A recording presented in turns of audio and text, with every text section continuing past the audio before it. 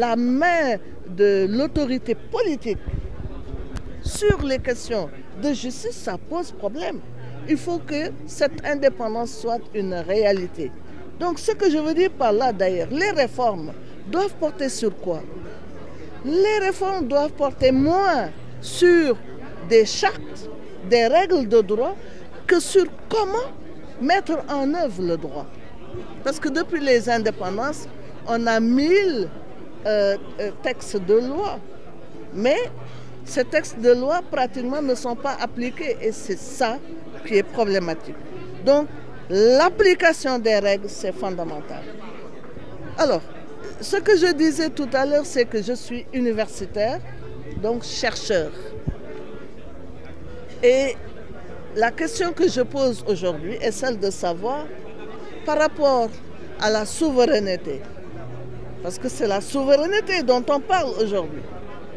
Dans le domaine du franc CFA, financier, dans le domaine économique, dans le domaine de la santé. Quid du droit? La souveraineté juridique.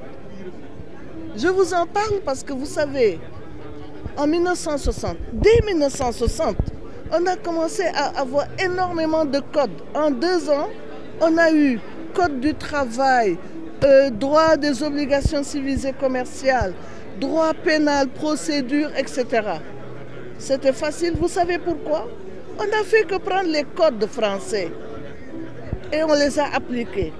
Sauf la loi sur le domaine national en matière foncière et le code de la famille. Mais en dehors de ça, le droit qui est appliqué au Sénégal, c'est le droit inspiré du système romano-germanique. C'est le droit français.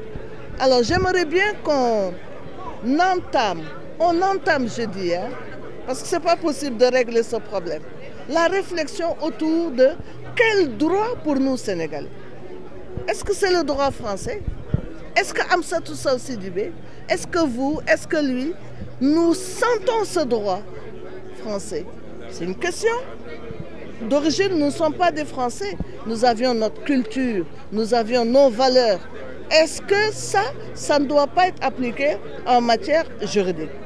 C'est une question qu'on ne va pas régler maintenant, mais au moins qu'on se la pose et qu'on essaye de poser des débuts de questionnement. Vous savez, j'ai fait ma thèse de doctorat d'État sur le pluralisme juridique en Afrique.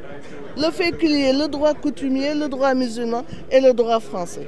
C'est déjà là que je disais, allons fouiller dans notre tréfonds culturel.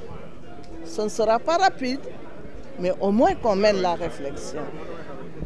Et quelles sont les questions les plus urgentes aujourd'hui? C'est les réformes et c'est la modernisation. La modernisation, vous voyez qu'il y a énormément de documents de justice qui sont parqués quelque part, mangés par les souris. Il faut informatiser. Maintenant, pour ce qui est des réformes, il faut des réformes pour une application effective du droit existant. On a beaucoup de règles de droit, mais on ne les applique pas. Il faut maintenant des stratégies et des actions pour que ça soit efficace, pour que ça soit effectif. C'est ça qu'on attend. Donc je suis sûre qu'après ces assises, il faudra beaucoup qu'on se penche sur le suivi et sur l'évaluation des réformes.